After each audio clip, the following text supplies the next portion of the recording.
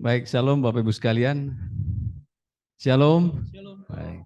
Terima kasih yang saya hormati Pak Pendeta, Pak Eko, Pak Direktur Industri Permesinan, dan rekan-rekan sekalian yang hadir secara on-site maupun secara online.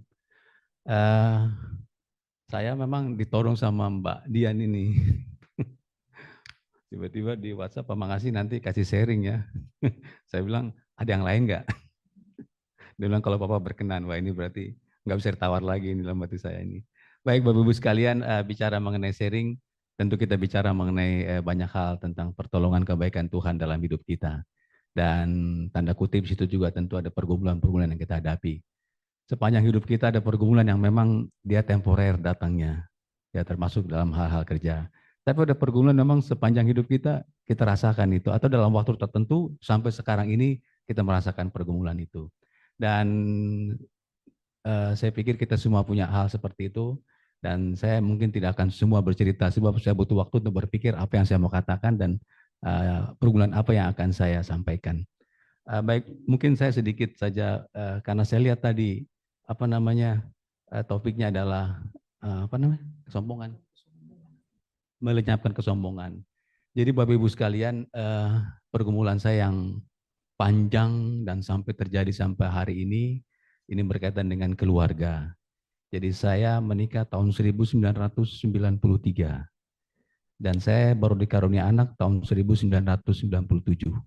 Jadi cukup 4 tahun dan saya orang Batak. Jadi Bapak Ibu bayangkan kalau sudah orang Batak 4 tahun itu sudah ngomongan sudah agak parah di telinga. Apalagi saya anak tunggal di keluarga Batak. Saya 3 bersaudara.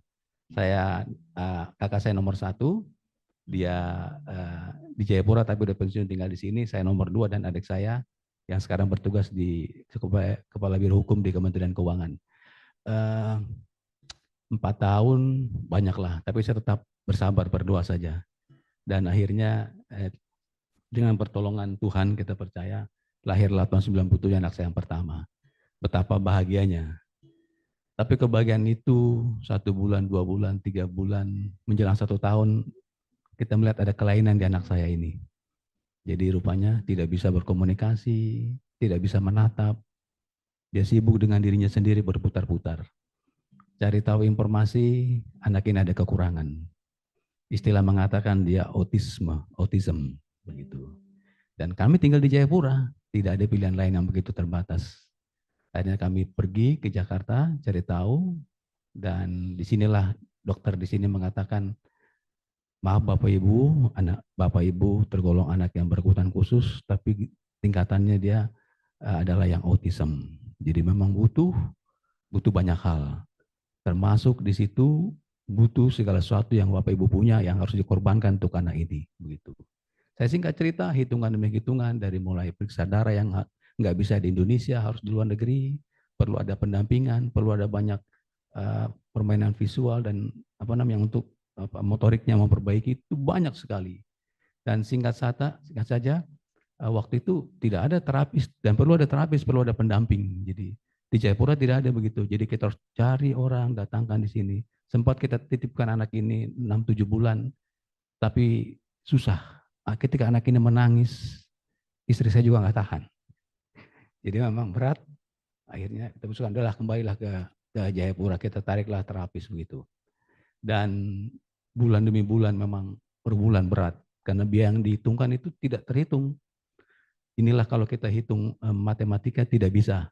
Memang jangan pernah menghitung kasih Tuhan itu dengan matematika. Rumah kami tipe 21, 2 biji, dan gaji kami kecil. Untuk bayar terapisnya saja, gaji kami berdua nggak cukup. Untuk bayar terapisnya waktu itu masih 4,5 juta. Belum yang harus vitaminnya dari luar negeri karena nggak bisa makan tepung, nggak bisa makan susu, nggak bisa kena gula. Itu rotasi dietnya harus berlangsung. Hari ini dia makan mie, nanti ketemu lagi minggu depan. Besok nggak boleh mie. Harus beras merah, harus beras hitam, begitu seterusnya. Jadi bisa dibayangkan berapa yang harus kami keluarkan. Sampai ketika satu pertemuan keluarga, saya bilang, aduh, saya mau katakan saya mau bunuh diri aja, nggak sanggup kalau ngelihat kemampuan kami. Tapi Bapak Ibu sekalian, dengan iman kami jalan, dengan pertolongan banyak orang, dengan kuat dalam persekutuan peribadatan kita percaya bahwa kalau Tuhan bikin gini untuk kami akan mampu melakukannya begitu. Nah Bapak Ibu sekalian, kalau secara matematika tahun berikutnya kami itu harus jual rumah satu, dan apa yang bisa jual ternyata tidak seperti itu. Singkat cerita memang sampai dengan saat ini anak saya itu bisa lulus Politeknik Jakarta. Tadi saya cerita pendeta, cuma saya tidak cerita kalau anak saya autisme. Pak Pendeta tanya, saya kasih tahu begitu. Dan dia, kami bersyukur dia punya adiknya normal. Jadi memang artinya Tuhan itu betul-betul baik. Dia beri saya kekuatan. Saya waktu itu masih tugas di Papua, tapi hampir tiap minggu Tuhan kasih tugas saya ke Jakarta. Perjalanan dari Jayapura ke Jakarta itu kami dapat uang perjalanan tinggi beda dengan kondisi di Jakarta. Dan itu perjalanan itu saya bisa belikan dia segala kebutuhan vitamin di Selipi. Tokonya khusus Selipi. Segala makanan dia vitamin saya beli Selipi. Jadi uang saya habis itu. Tapi selalu Tuhan kasih. Tuhan kasih saya berkat banyak untuk anak ini. Jadi tidak pernah memang perhitungan saya akan habis. Justru bukan menyombongkan diri, artinya rumah kami tetap ada di Jayapura, bertambah di Jakarta, kendaraan kami juga tetap ada, anak kita bisa lulus. Dan saya memang akan memotong cerita ini, tapi itu artinya memang kita tidak bisa menutup berkat Tuhan, kuasa Tuhan dengan ketakutan dalam diri kita begitu. Jadi soal malu ya malu, bukan soal harta. Muka saya malunya juga malu, kalau dia berkelakuan tidak baik depan orang, saya malu. Tapi itu harus saya terima. Jadi rasa malu harus saya terima, pengeluaran yang besar harus saya terima. Tapi itulah, itu kekuatan yang datang dari Tuhan terus mengalir, dan sekalipun begitu ketika saya diminta untuk pelayanan juga di Jayapura, hidup saya lebih dari 20 tahun di Jayapura itu ditugasi untuk melayanan di gereja. Dan itu saya tinggalkan anak itu. Sampai istri saya juga mengeluh, orang lain kamu layani, anak kamu biarkan seperti ini. Begitu banyak statement, tapi saya percaya, kalaupun saya melayani Tuhan dengan anak saya berkurang waktu saya, tapi saya percaya, ada kekuatan yang Tuhan berikan, ada kebaikan Tuhan berikan untuk menolong saya membesarkan anak ini. Dan artinya sampai sekarang itu boleh berjalan dengan baik, anak saya boleh lulus, sekalipun memang artinya saya belum tahu masa depan dia seperti apa. Sampai hari ini dia masih shadow, masih ada pendamping. Tapi tetap saya berserah kepada Tuhan. Apapun saya percaya Tuhan akan kasih yang terbaik untuk masa depan anak ini. Sepanjang saya bisa bikin, saya bikin. Lebih dari itu biar Tuhan yang berperkara dalamnya. Jadi Bapak Ibu memang soal marah saya marah. Tapi saya tidak berani sungguh-sungguh sama Tuhan. Saya ingat itu di kitab Keluaran, Keluaran, Bilangan, Ulangan, bagaimana perjalanan bangsa Israel. Ya, saya tidak mau. Akhirnya ada sungguh-sungguh, dan ketika itu ada beberapa orang termasuk Musa dan Harun yang tidak sampai ke tanah Kanan, dan saya tidak mau. Saya ingin Tuhan kasih kesempatan bagi saya tidak sungguh-sungguh, biar saya bisa sama berhasil saya bisa nikmati, saya bisa lihat seperti itu. Jadi kita tentu semua akan marah kalau dapat pergumulan seperti itu.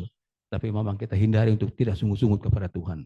Kita belajar dari apa yang Tuhan berikan selama ini, ternyata kita diberi kekuatan, diberi kecukupan, dan sampai hari ini kita tetap kuat melewati setiap perkara hidup kita. Mungkin itu saja Bapak Ibu, tidak terpanjang, tapi memang intinya adalah kenapa Tuhan memberi pergumulan yang berat bagi saya. Memang di Alkitab dikatakan itu hanya untuk memuji dan memuliakan Tuhan, supaya kita lebih dekat kepada Tuhan. Dan saya ingat tadi sharing itu, mungkin saja itu bagian supaya kita tidak sombong. Pergumulan yang terjadi supaya kita jangan sombong, seperti yang dikatakan nanti di tema firman Tuhan. Supaya kita dekat dan memuji memuliakan Tuhan. Saya ingat itu bukan salah papa mamanya, tapi supaya setiap orang mau memuji memuliakan Tuhan. Dan memang kadang kalau kita tanya kenapa pergumulan terjadi, memang secara Alkitab dikatakan yaitu untuk memuliakan Tuhan.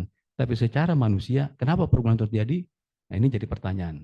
Mungkin Bapak Ibu ada bisa tahu kenapa pergumulan itu diberikan sama Tuhan kepada kita? Selain yang tadi jawaban untuk memuliakan Tuhan. Bagi diri kita apa kira-kira? Kenapa Tuhan izinkan terjadi? Susah jawabnya. Tapi saya katakan, saya nikmati bahwa supaya saya bisa hidup prihatin. Ketika memang ada keluarga kita yang meninggal, yang susah, supaya kita hidup prihatin kan. Supaya kedukaan yang kita alami, kedukaan yang orang alami juga bisa kita rasakan. Penderitaan yang saya alami untuk anak saya juga saya bisa merasakan prihatin. Ketika orang lain juga punya anak seperti itu. Jadi dua sisi. Satu sisi kita bisa merasa prihatin dengan keadaan ini, supaya orang lain, yang dirasakan orang lain itu kita rasakan juga, tapi juga di satu sisi itu bagian cara Tuhan untuk kita memuliakan Tuhan. Demikian Bapak Ibu sekalian, sharing dapat saya berikan. Mari tetap kuat di dalam Tuhan apapun pergumulan kita. Terima kasih, Tuhan memberkati kita sekalian.